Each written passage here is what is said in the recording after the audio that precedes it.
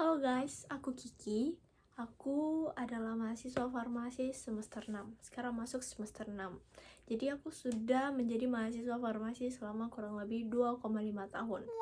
Jadi buat kalian maba 2025 nonton video ini sampai habis karena aku bakal ceritakan bagaimana rasanya menjadi mahasiswa farmasi atau gambaran realita menjadi mahasiswa farmasi dan tips untuk kalian bertahan di dunia farmasi, bukan menjadi mahasiswa farmasi, karena di dunia farmasi saya juga belum tahu bagaimana rasanya karena saya masih mahasiswa gitu.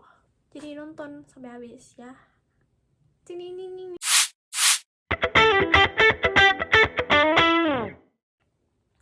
Jadi sebelum kalian melangkah lebih lanjut, aku mau mengakui satu hal, kalau aku itu mahasiswa farmasi tapi di kampus swasta, jadi bukan PTN. Aku tidak tahu bagaimana perbedaan antara PTN dan swasta karena aku tidak punya kenalan orang yang menjadi mahasiswa farmasi di PTN. Tapi aku harap gambaran, walaupun aku dari kampus swasta, aku bisa memberikan gambaran bagaimana menjadi mahasiswa farmasi. Seperti yang mungkin kalian sudah dengar, kalau farmasi itu erat kaitannya dengan praktikum. Praktikum menjadi hal yang sangat ditakuti oleh mahasiswa farmasi.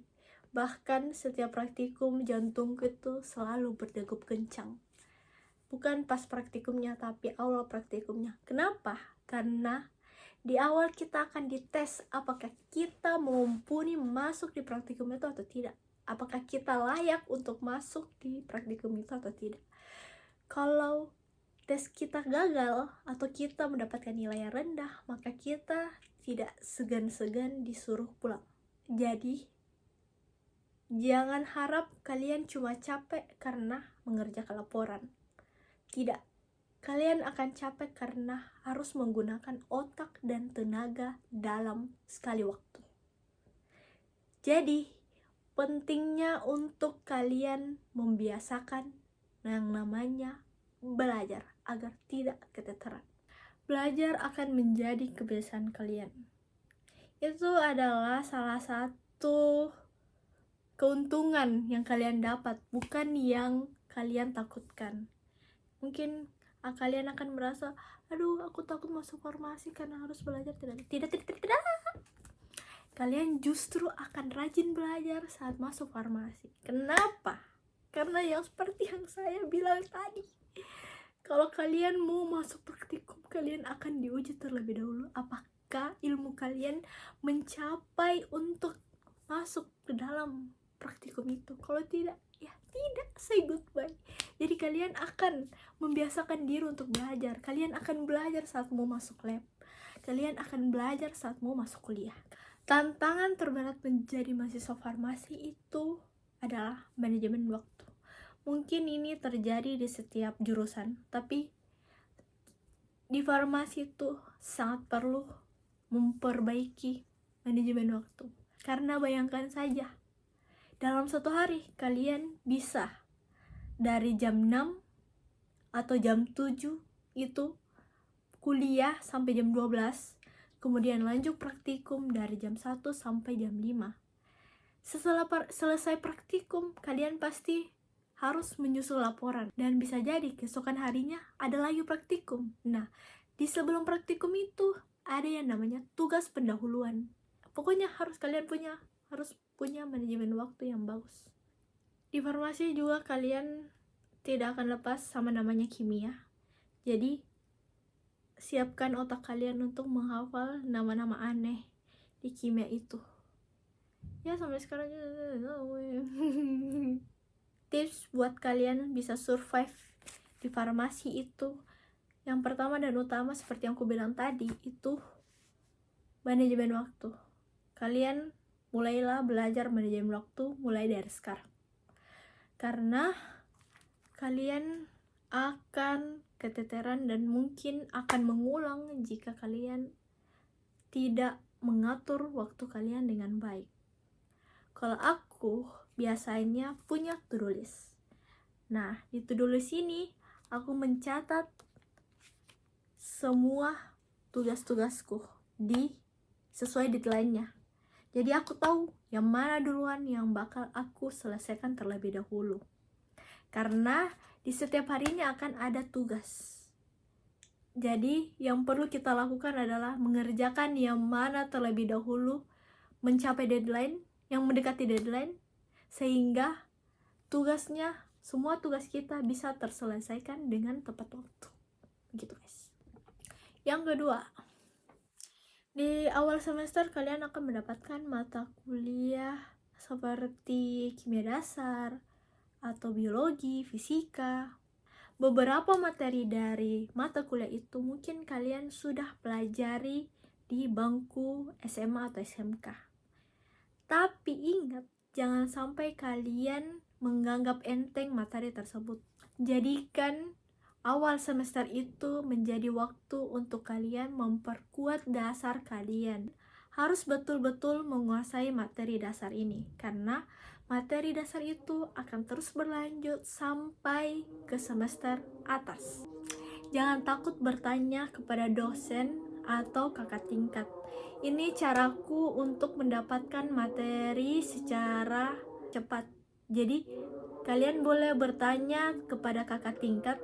Biasanya kakak tingkat itu punya catatan yang langsung pada intinya, atau dia sudah tahu yang mana yang benar-benar perlu dipelajari. Jadi, jangan takut bicara atau bertanya kepada kakak tingkat, karena itu perlu. Atau mungkin kalian terlalu introvert untuk bicara kepada kakak tingkat. Solusiku adalah cari teman yang punya koneksi kepada kakak tingkat. Jadi, kalian bisa mendapatkan informasi dari kakak tingkat melalui teman kalian.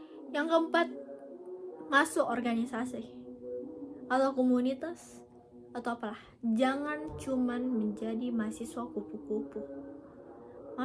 Masuklah organisasi atau BEM.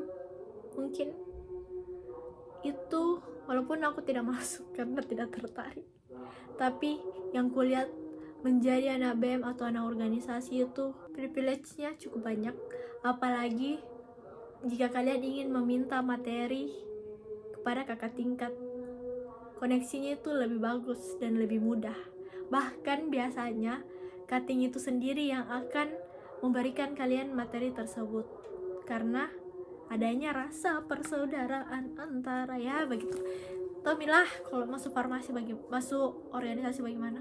Yang kelima, jangan cari musuh di farmasi, karena kalian akan saling mengandalkan satu sama lain. Kalau bisa, semua angkatan kalian jadikan teman. Jangan pernah ada anggap musuh atau saingan. Dengan menjatuhkan orang lain tidak membuat IPK kalian naik. Justru jika kalian saling tolong menolong bisa membantu IPK kalian menjadi naik. Tapi tolong menolongnya itu bukan nyontek guys, jangan. Mungkin bisa dengan cara belajar bareng. Sebagai mahasiswa farmasi, belajar bareng itu adalah salah satu caraku untuk bisa memahami materi lebih mudah. Jadi jangan pernah cari musuh di farmasi. Dan yang terakhir, jangan lupa jaga kesehatan. Kalau ada waktu luang, pakai untuk makan atau tidur. Jangan sampai kalian capek dan berakhir menjadi burnout. Itu sangat dihindari. Dan sangat menakutkan jika kalian burnout di tengah-tengah perkuliahan. Amit-amit nauzubillah. Ingat guys, farmasi itu gak gampang, tapi semuanya worth it. Nantinya kalian akan punya skill yang bisa kalian gunakan saat kalian lulus. Tidak hanya saat lulus, bahkan sekarang aku sudah mulai menggunakan skill yang aku dapatkan selama menjadi mahasiswa farmasi. Misalnya membuat kombucha. Nah, itu salah satu skill yang aku dapatkan dari praktikum mikrobiologi dasar. Buat kalian maba farmasi 2025, jangan lupa nikmati prosesnya. Jangan pernah takut salah dan belajar dari pengalaman. Jika kalian merasa video ini bermanfaat, jangan lupa like, comment, and share ke teman-teman kalian. Kalau kalian masih punya pertanyaan terkait jurusan farmasi, kalian boleh komen dan aku akan jawab sebisaku sebagai mahasiswa farmasi yang biasa-biasa saja. Sekian dari saya, dadah, bye-bye. Terima kasih sudah menonton. Jangan lupa like, subscribe, dan nyalakan loncengnya. Bye-bye.